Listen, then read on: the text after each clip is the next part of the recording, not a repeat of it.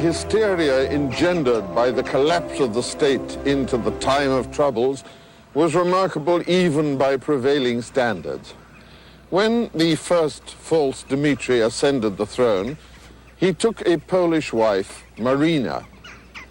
Then, 11 months later, when he was killed, she was captured and held in this house. Then she escaped and went into hiding. When the second false Dmitri emerged, she came out of hiding and greeted him as her long-lost husband, although he bore no resemblance whatever to the first false Dmitri.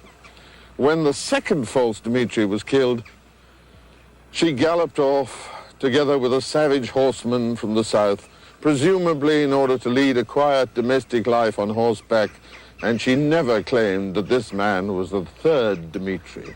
Well, all these events were followed by the populace then with the same avidity that a modern public follows a television serial, with one great difference. In those days, the action was live and the corpses were dead. From the outset, it had not been easy for the Russians. Western Europe had well-defined frontiers created by sea, river, mountains, and to the west an ocean with promises of untold wealth. Russia had nothing but uninflected land, a horizon bristling with disagreeable surprises. It was as though the European train passed through the station on its way to a brighter technological and humanistic future, with Russia always late, running along the platform, seeking to gain access to the moving carriages, only to be harassed by savage porters and pushed away by Catholic dignitaries, Polish nobles and Teutonic knights from the windows of the first-class compartment.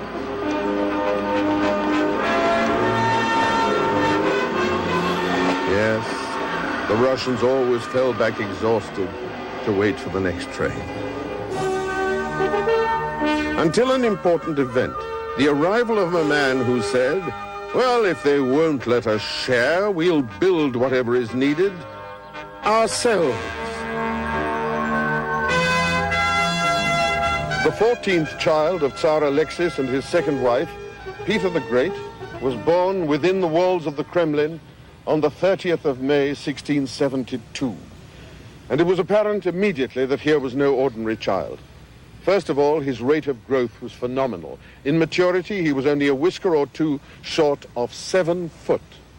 When he walked, others had to run to keep up with him. He had the most enormous energy and applied it in every possible direction with the greatest of talent.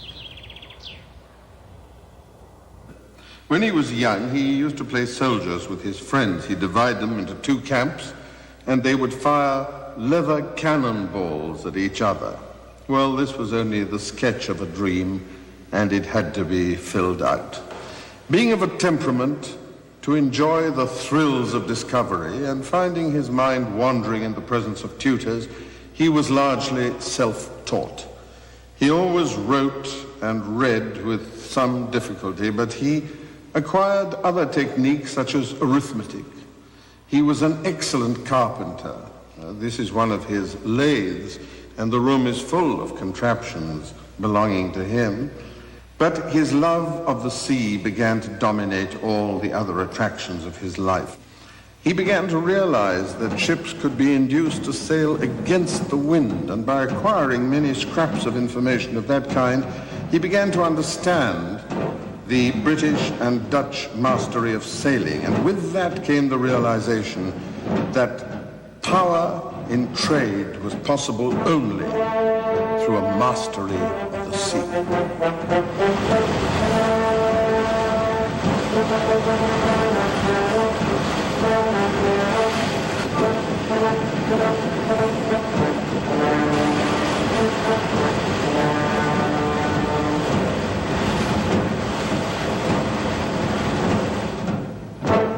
This statue of Peter stands over a harbor of Taganrog, and it's remarkable in that it is life-size. His problems now were at least as great as his ambitions. Somehow he had to make sense of this enormous land of his.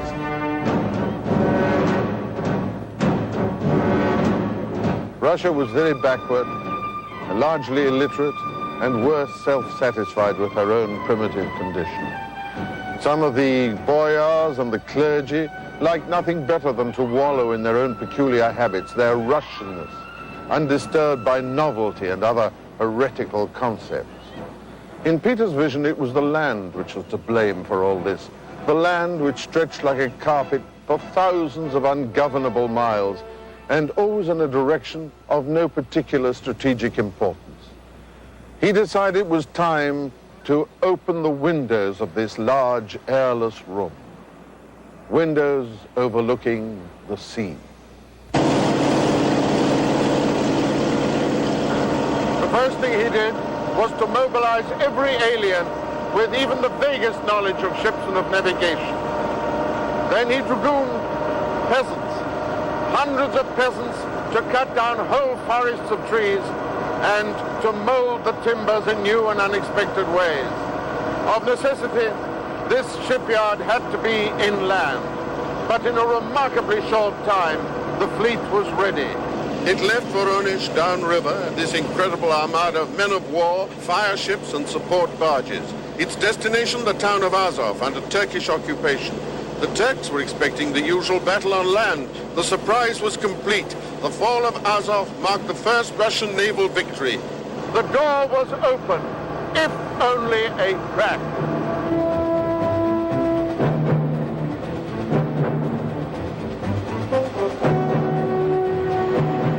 Today, there is nothing surprising about Soviet seafaring. They have an enormous merchant service and are no strangers to the more sinister application of naval know-how, nuclear submarines and aircraft carriers. So that it's difficult to realize today the impact of their first appearance on salt water as belligerents.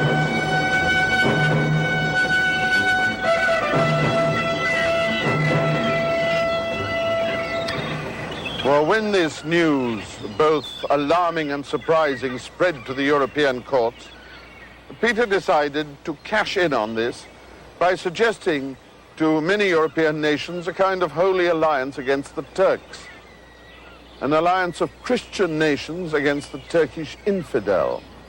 In some quarters, the Turks were regarded as a more immediate menace than the Russians, but on the whole, the suggestion had a cool reception. For the simple reason that the Europeans didn't see why they should wake a sleeping dog, especially in the company of one who was very much awake and had a reputation of being unpredictable.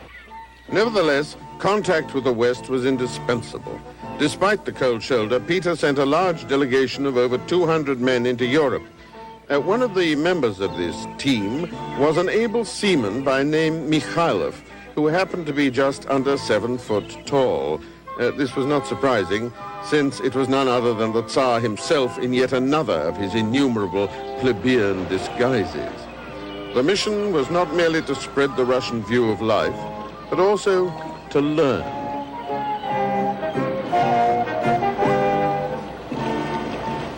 Well, the learning part of the mission went well. They learned a great deal more about shipbuilding. They learned about gunnery, about ballistics. In fact, the great Russian artillery tradition was born at this time. They also learned about canals, because Peter wished to connect the great network of rivers with canals, and so he learned about those. And he invited as many foreigners as possible to come to Russia and instruct the Russians. As for the teaching aspects, well, it was too early. Everybody realized Russia would have to learn a lot more herself before being able to teach. In fact, one tactless tongue was heard to remark within earshot of these long-haired and bearded creatures that here was no more than a collection of baptized bears. The remark must have rankled because Peter began to regard beards as a symbol of all that was smug and retrogressive. And as soon as he got back to Russia, a year and a half after he had left it, he personally shaved the beards off many boyars. Those who flatly refused to be shaved had to pay a beard tax, with a license visibly attached to the hairs to show that the tax had indeed been paid, much as on a modern automobile, an idea typical of Peter the Great.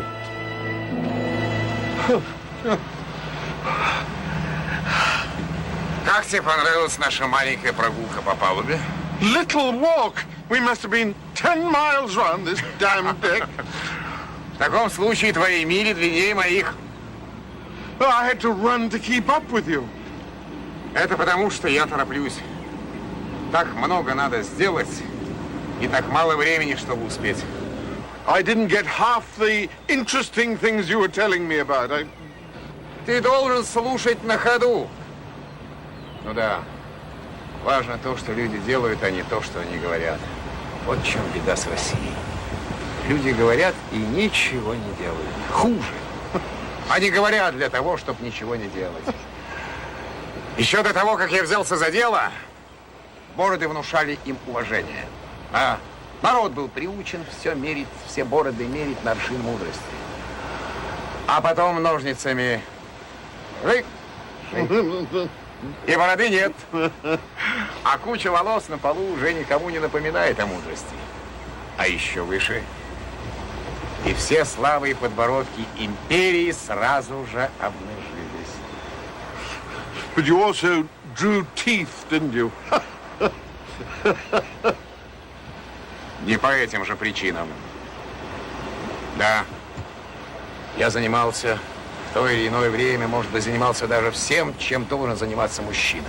Я дергал зубы, да, когда это некому было делать. И знаешь, что я скажу тебе о врачевании зубов? Когда человек орет, значит, ты тащишь то, что нужно. Я привык расправляться с ситуацией по мере ее возникновения. Если для того, чтобы построить корабль, нужно стать подмастерьем, я стану подмастерьем. Если, будучи императором, мне будет неудобно подслушивать важные замечания иностранцев, я стану морским юнгой, дабы не вызвать подозрения. Я должен научиться познать.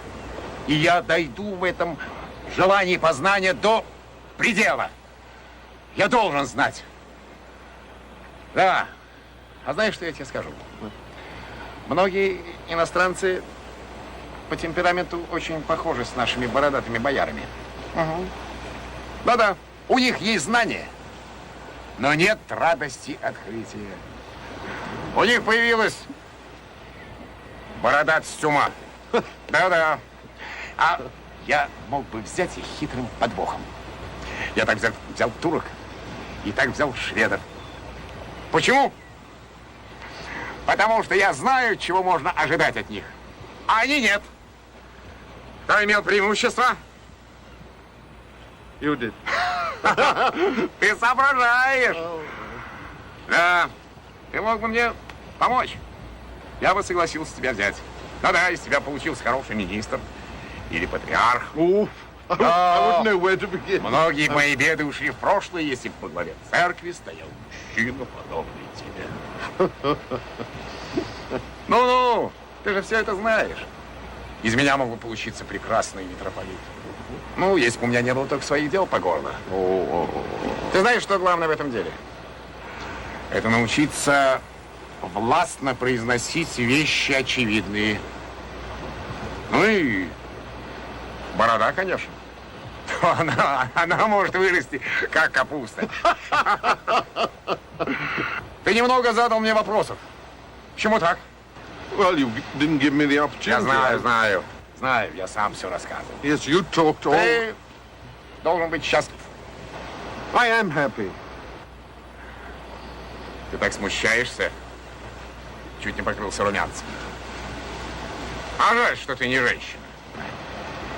Why? Ладно, ты никогда не забудешь меня. До конца своих дней.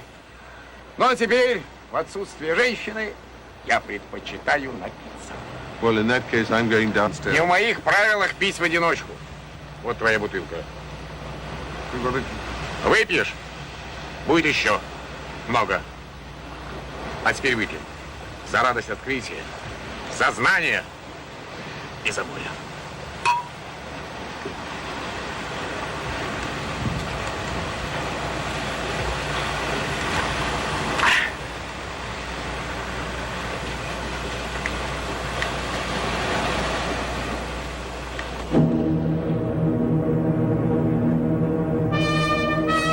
May the 1st, 1703, the city of St. Petersburg was inaugurated here. And the river on which the city stands, which gives it its magnificent proportions, the Neva, pretty enough to be a girl's name, and yet in Finnish it merely means mud. It was really no place to build a city. Thousands died in its construction. It was said, in fact, that the city was built on the bones of its creators. Even when the city was a reality, the tradition of sacrifice continued. 60,000 men are believed to have died from mercury poisoning while gilding the dome of St. Isaac's Cathedral 150 years later.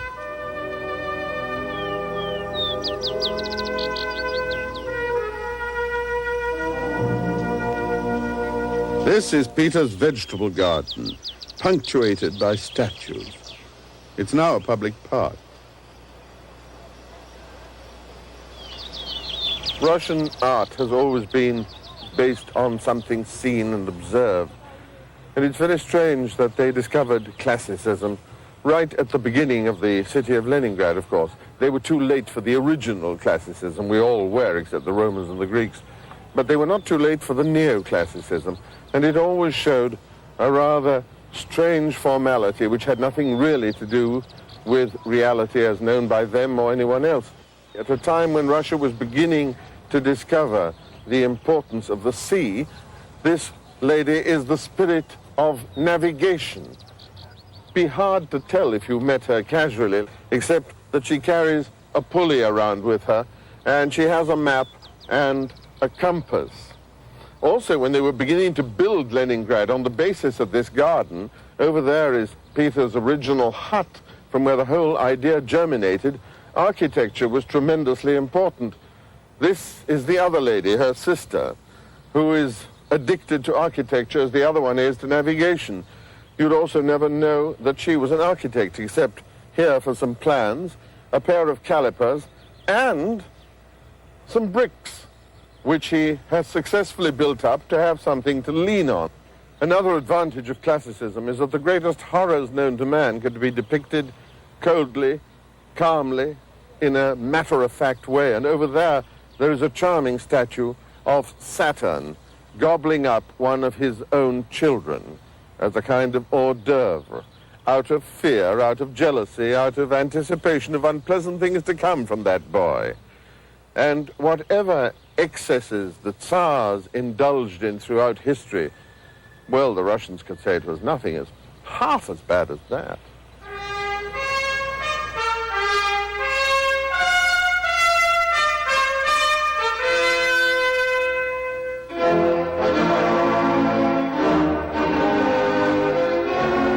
Peter was spectacular at getting what he wanted. His successes in that regard were dramatic and flamboyant.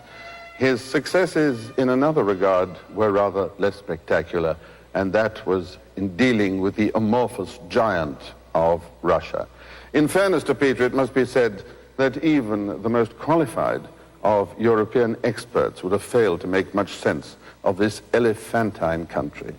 Illiteracy and lack of communications were still, as ever, the twin scourges.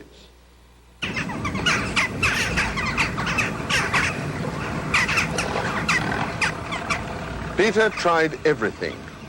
The Senate was the governing body, but he instituted so-called colleges, which functioned much as ministries do today. There was a college of foreign affairs, one for the army and the navy, and a college of mining and manufacture, and some more vaguely named, like a college of revisions.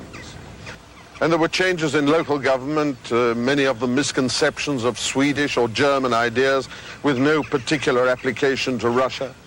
And the more they tried to simplify and to streamline, the more evident it became that the chains of command were becoming ever more tangled and knotted. And whatever solution could be found, one fact was absolutely clear, that an enormous country has to have an enormous bureaucracy, a fact which has remained evident to this day. Peter became eventually so exasperated with the crushing cost of his campaigns and the morass back home that he was even reduced to offering handsome rewards to anyone who could come up with bright ideas about taxation. And that fact in itself is an eloquent commentary on the state of his new society.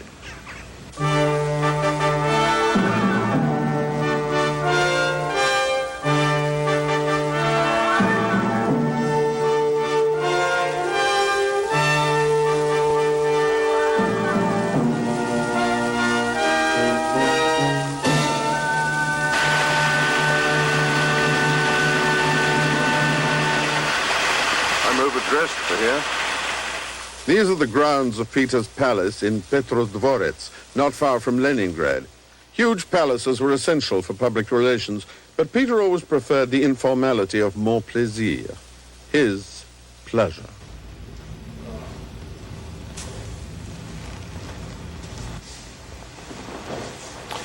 With his intense activities, his prolonged absences, and his dedication to the future of an entire nation, Peter can hardly be described as having been an ideal parent.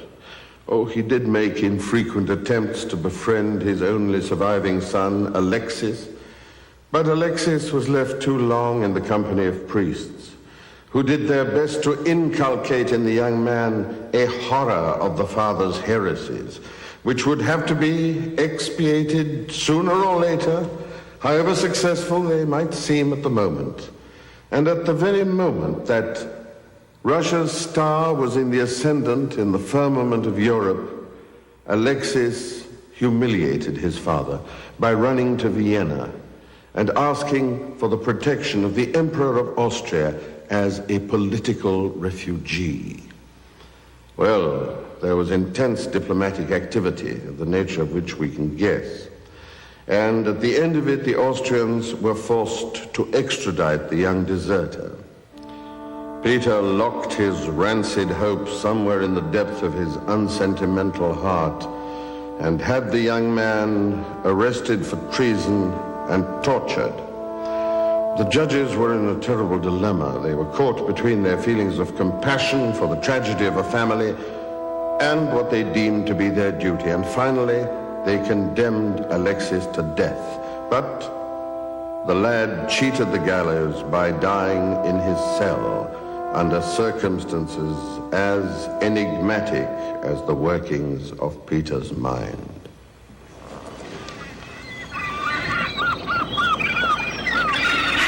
Peter, perhaps feeling that the end was near, decreed that from now on, the throne should not pass automatically to the next in line, but rather that the Tsar himself should designate his successor. And then, with wonderful inconsistency, failed to do just that. Instead, he died. He died in an action which was as unkingly as it was human. He dived into the icy sea to attempt the rescue of some fishermen whose boat had capsized. He caught cold, and the cold proved fatal. So the sea, which he had courted for so long, at last responded to his advances.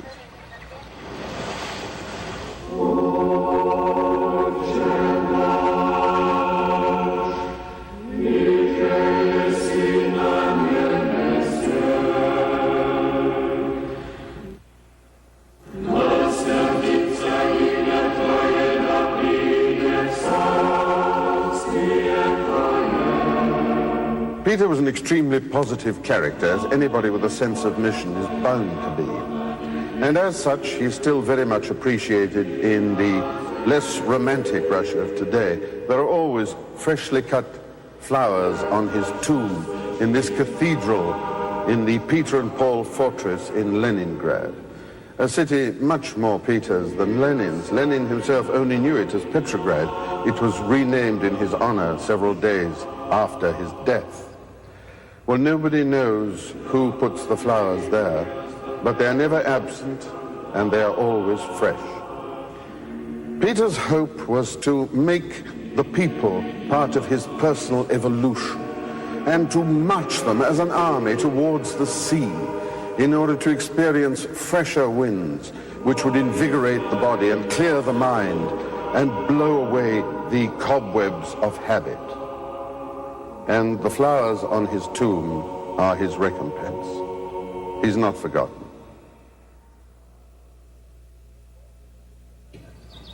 The gap which Peter left in the fabric of the Russian state was enormous and impossible to fill. A new time of troubles might quite easily have followed his death, except for one important element. Whereas the provinces were as somnolent as they always had been, the city itself had changed. The foreign influence was deeply ingrained into the nascent majesty of St. Petersburg. Catherine, Peter's widow, followed on the throne for a short while. Peter II and Peter III went in and out of sight like saints on a cathedral clock, to be followed by Anne, Peter the Great's niece, and finally Elizabeth, his daughter.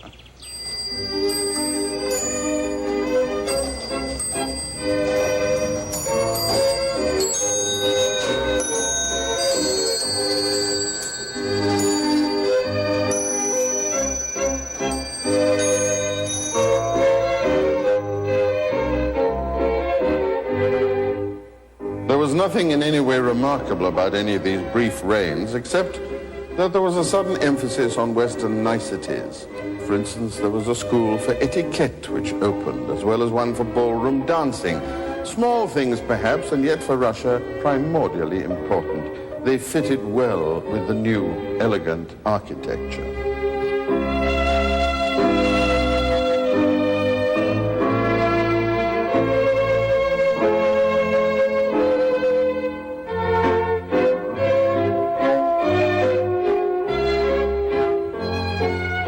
Neither of the two women who ruled at this time can be said to have been lacking in either character or will. Anne was a strapping girl with a short neck who liked firing rifles, and she surrounded herself with Germans, and this was the cause of her ultimate downfall. Elizabeth was as handsome a woman as her father had been a handsome man, and it was not all she had in common with Peter the Great. They both had feckless youths. But Peter recovered from his, and Elizabeth really didn't ever quite recover from hers. At the moment that she seized power, her paramour was a sergeant of the guard, and she packed him off to Siberia without his tongue, so that he was unable to regale his fellow convicts with tales of saucy life in the palace. Elizabeth is reputed to have had upward of 15,000 ball gowns scattered through the various imperial cupboards. Unlike her father, she had time between fittings to select a successor to her throne. Her choice fell on her nephew, son of her sister Anne, Peter of the House of Holstein.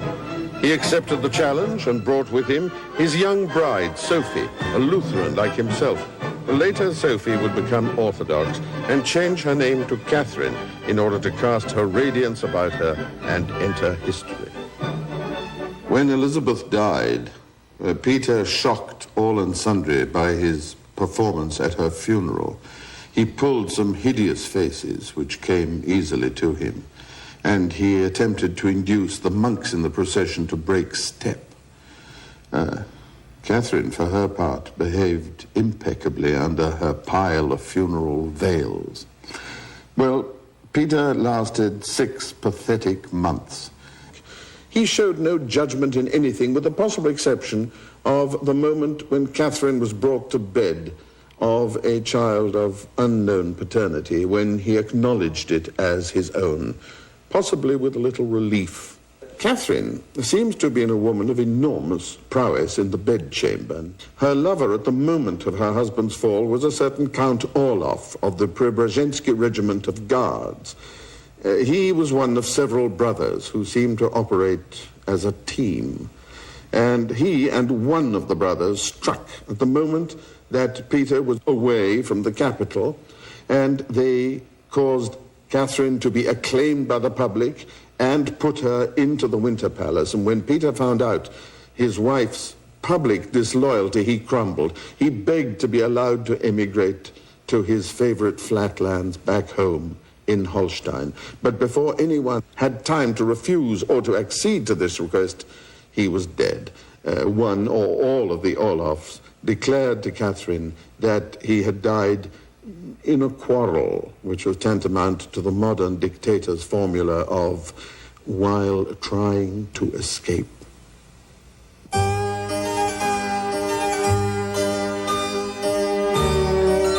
Foreigners came in their droves to St. Petersburg, lured by the wealth and opportunity of the capital. Architects, artisans, and technicians produced opulence to order, while whole collections of paintings were avidly purchased to make the patrimony of the Winter Palace unique in the world.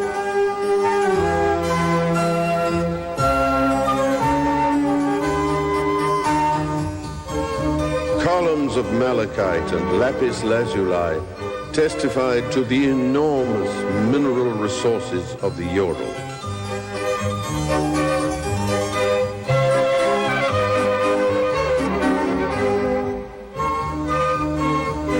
And anyone who was anyone understood Russian, of course, but spoke French. This was the background against which Catherine embarked upon the age of reason. She started some erudite and elegant correspondences with eminent literary figures of the day, such as Voltaire and Diderot, also with other crowned heads, such as Frederick the Great of Prussia, Maria Theresia of Austria. She even wrote some plays en imitation de Shakespeare, it said ambitiously on the flyleaf. But these plays were mercifully short, which suggested that she had neither the gift nor the time for such a frivolous pursuit as playwriting. The music was not a gift of hers either.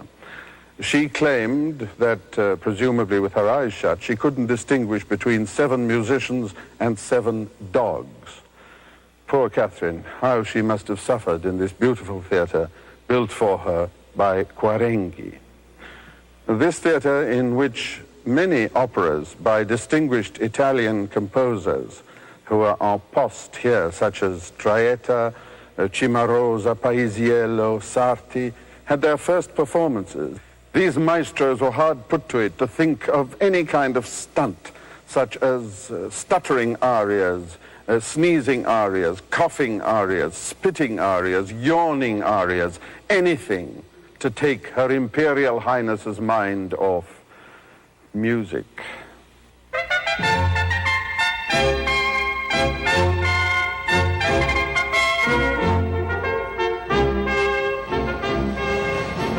Catherine's flexibility with the aristocracy made this a golden age for them.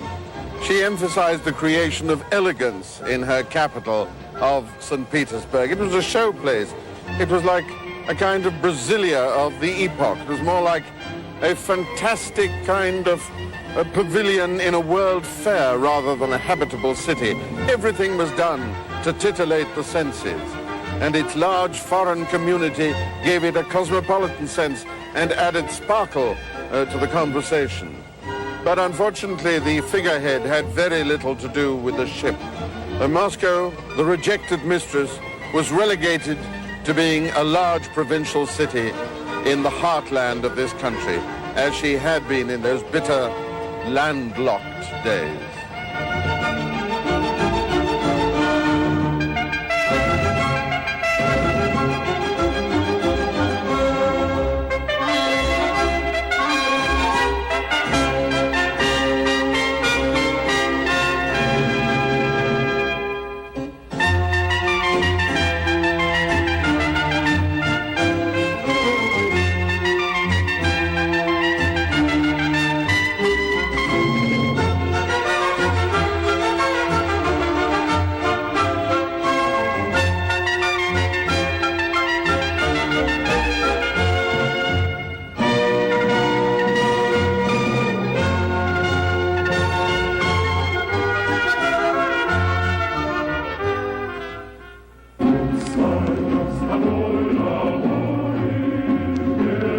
Behind the palaces and the badinage of St. Petersburg, There was the same old mass of humanity which had not changed technically or emotionally since the first Mongol invaders disturbed their peace.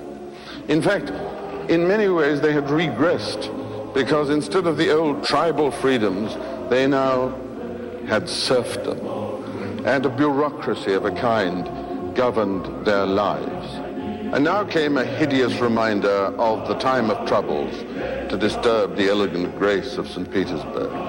Far in the hinterland, a Cossack by name Yemelyan Pugachev suddenly had the bright idea of declaring that he was in fact Peter III, who had never died, he'd merely gone into hiding. Well, he was immediately believed by the fact that he promised to free the serfs. The movement acquired gigantic proportions, and the revolt was put down by St. Petersburg only with the greatest of difficulties. Pugachev himself was eventually captured, caged, and executed in the Red Square in Moscow. And the virginity of St. Petersburg was spared.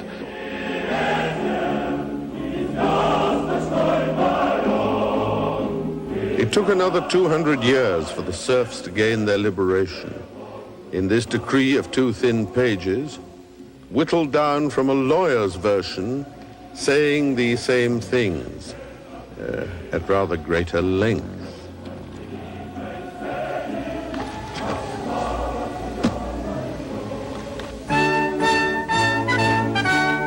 Catherine's summer palace at Pushkin outside Leningrad, built by Rastrelli, very badly damaged by the Nazis, reconstructed. The gardens are particularly lovely.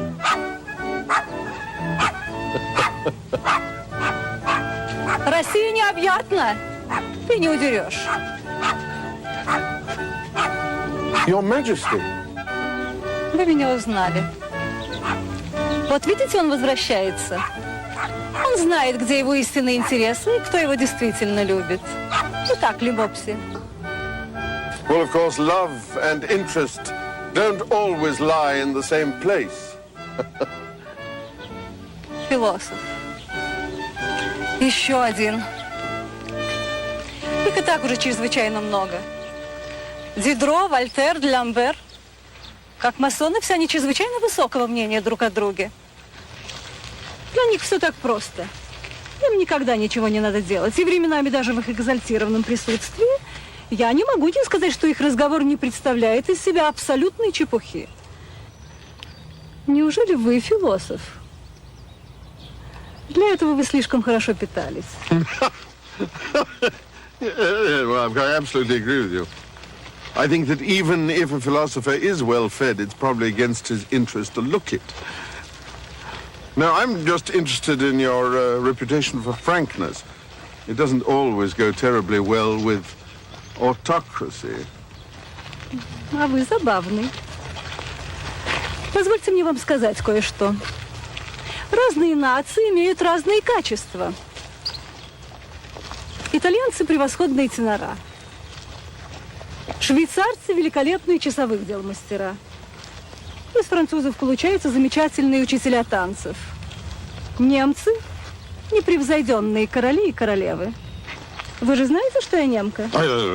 Princess Sophie von Anhalt-Zerbst. Браво. Из вас получился бы хороший придворный. Вы русский? Oh, no. Only up to a point. There are many people who find it very difficult to reconcile the extraordinary liberal sentiments you expressed with the reprehensible autocracy which you practice. Приведите примеры. You have said that slavery is immoral.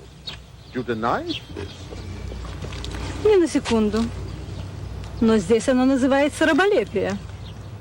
But, madam, I hate to bring this up, but you spoke of it yourself. Your lovers, whom you compensated, I presume, for services rendered. You paid them money, which is understandable, but you also gave them serfs.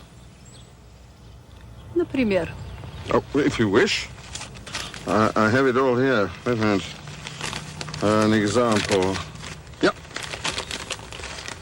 Vasilchikov, Your lover for just under 2 years? 100,000 rubles? Well, 7,000 serfs. Zavadovsky. Only a few months. 50,000 rubles. 5,400 serfs. Simon Zorich. A few weeks. 7,000 serfs, and so on, and so on. Look, all this. Вы что же, шпион? Вы, должно быть, англичанин. Madam, answer the question.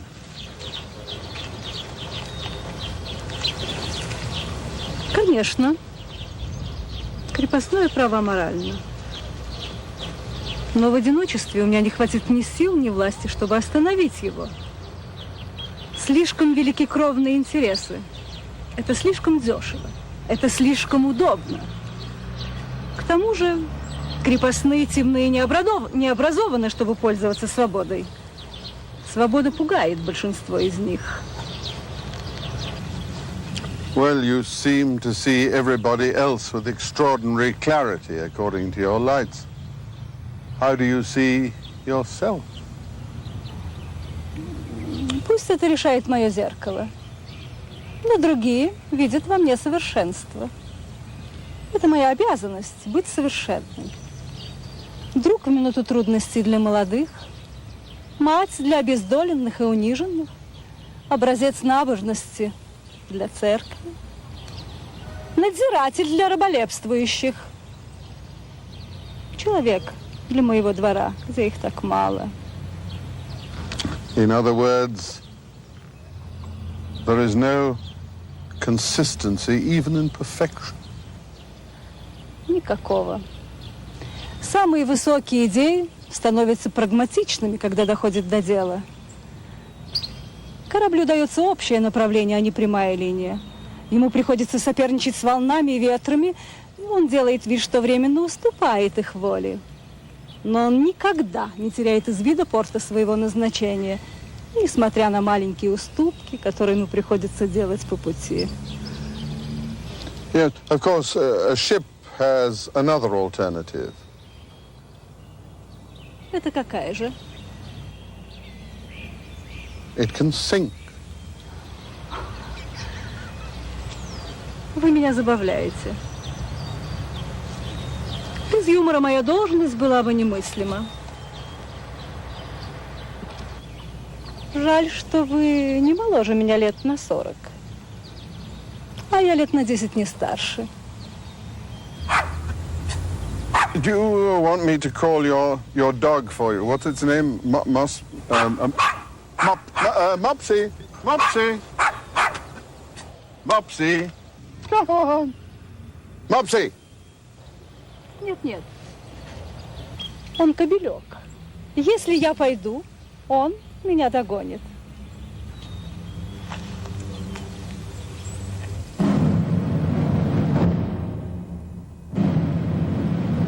As so often happens, Catherine's liberal sentiments were stopped abruptly by events so drastic that they forced her into a completely unnatural posture of reaction. The outbreak of the French Revolution scared all the crowned heads of Europe, the more so when Louis XVI and Queen Marie Antoinette were beheaded. Of course, Marie Antoinette was an Austrian princess, and Austria tried to intervene militarily with her allies, only to be solidly trounced by the French Republican Army with its new proletarian ideals. Well, Catherine was as profoundly shocked by all these events as everyone else, except that, of course, she profited from the diversion which they occasioned to snitch another piece of Poland. But apart from that, she forbade all French ships in the harbor of St. Petersburg to fly the new tricolor flag, and she personally began a persecution of liberals that she had earlier on defended.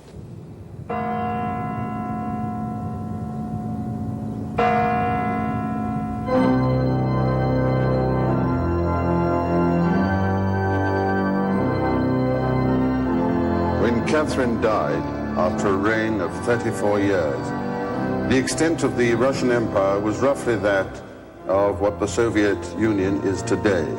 In other words, it occupied roughly 1/6 of the Earth's surface. The times she lived in were characterized by grace of manner and intellectual ferment. But they were also the times of the libertine, in which the fear of hellfire was more than compensated by the subtle delights of the flesh. Catherine's bedchamber was rarely a place for solitary contemplation. She lived her life to the full, but she always obeyed the rules of procedure, whether dressed in mourning for those she didn't really care for, or undressed in deference to those for whom she cared a great deal.